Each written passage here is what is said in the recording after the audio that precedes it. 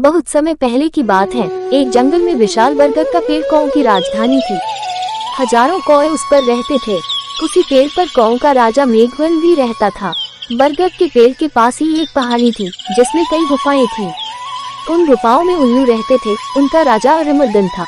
अरिमर्दन बहुत पराक्रमी था। कौओं को तो उसने उल्लुओं का दुश्मन नंबर 1 घोषित कर रखा था।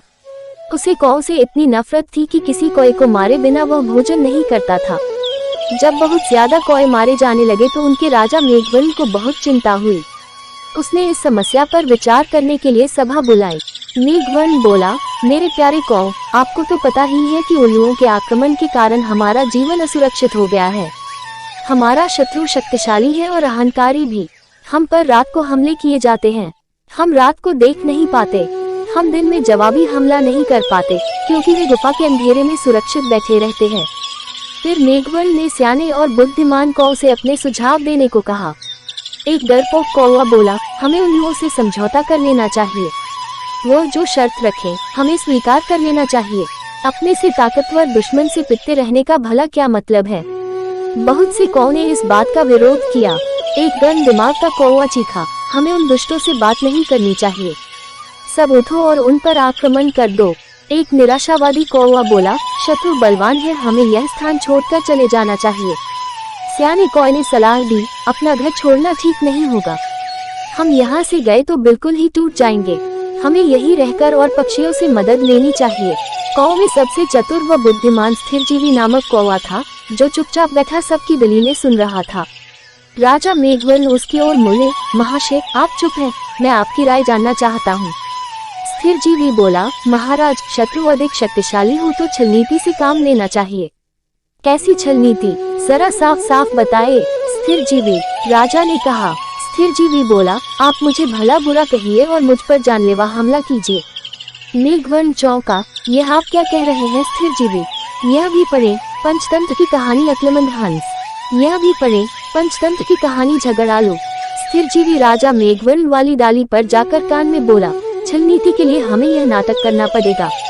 हमारे आसपास के पेड़ों पर उल्लू जासूस हमारी इस सभा की सारी कार्यवाही देख रहे हैं। उन्हें दिखाकर हमें फूट और झगड़े का नाटक करना होगा। इसके बाद आप सारे कौओं को लेकर ऋषिमुख पर्वत पर जाकर मेरी प्रतीक्षा करें। मैं उल्लुओं के दल में शामिल होकर उनके विनाश का सामान जुटाऊंगा। घर का भेदी बनकर उनकी लंका ढाएगा। फिर नाटक शुरू हुआ। स्थिरजीवी चिल्लाकर बोला, मैं जैसा कहता हूँ वैसा कर राजा के बच्चे। क्यों हमें मरवाने पर तुला है? मेघवन चीख उठा, गद्दार, राजा से ऐसी बदतमीजी से बोलने की तेरी हिम्मत कैसे हुई? कई कौए एक साथ चिल्ला उठे, इस गद्दार को मार दो।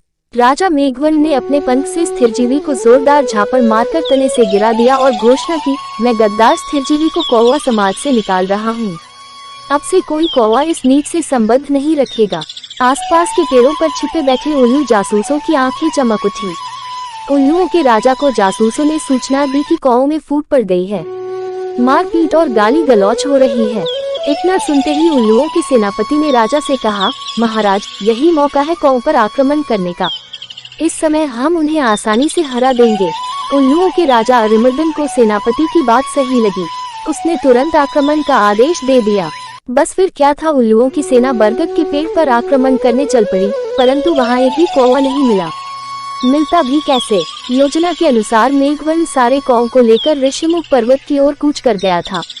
पेड़ खाली पाकर उल्लुओं के राजा ने थूका, कौए हमारा सामना करने की बजाय भाग गए। ऐसे कायरों पर हजार थू। सारे उल्लू हू हू की आवाज निकालकर अपनी जीत की घोषणा करने लगे। नीचे झाड़ियों में गिरा पड़ा स्थिरजीवी कौवा यह सब देख रहा था। स्थिरजीवी ने कां कां की आवाज निकाली।